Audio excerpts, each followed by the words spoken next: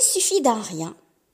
Texte écrit et lu par moi, Tamara Trégère.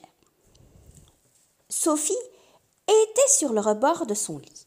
Le regard dans le vague, elle ressemblait à une statue de marbre. Elle était encore endormie, elle se demandait quel serait le programme de sa journée. Comme d'habitude, rien n'était programmé. Elle n'avait pas d'homme ce jour-là, ni d'enfant. Elle avait un chat, et il était là. Dans la pièce, il y avait qu'elle et lui. Sophie était une jeune femme d'une 30aine d'années, brune, aux cheveux longs. Elle possédait de magnifiques yeux verts, d'un vert très rare, avec de très beaux cils longs et fins qui se recourbaient naturellement. Une bouche belle et gourmande, sa poitrine pulpeuse et généreuse. À l'époque, elle était belle, magnifique. Il n'y a pas de mot pour qualifier sa beauté. Elle était une beauté ravageuse qui rendait fous les hommes.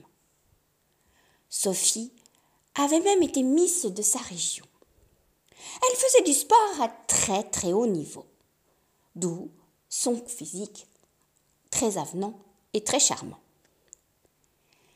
Son état d'esprit était différent aujourd'hui.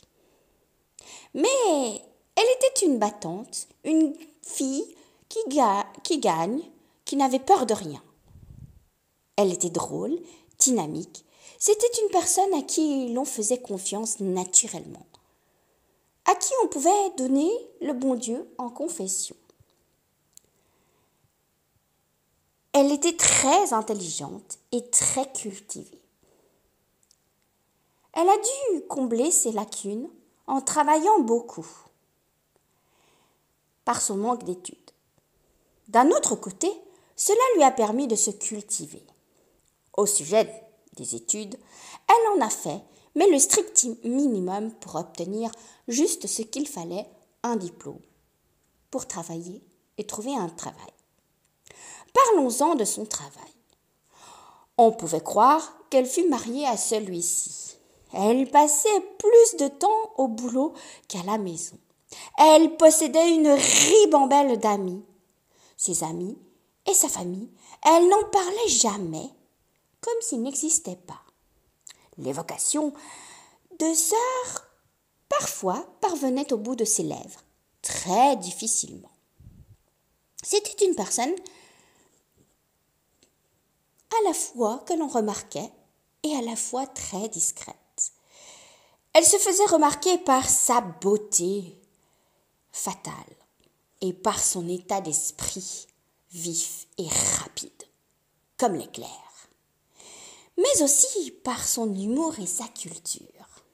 Elle ne parlait rarement ou presque jamais de sa vie privée, ce qui faisait d'elle une femme mystérieuse.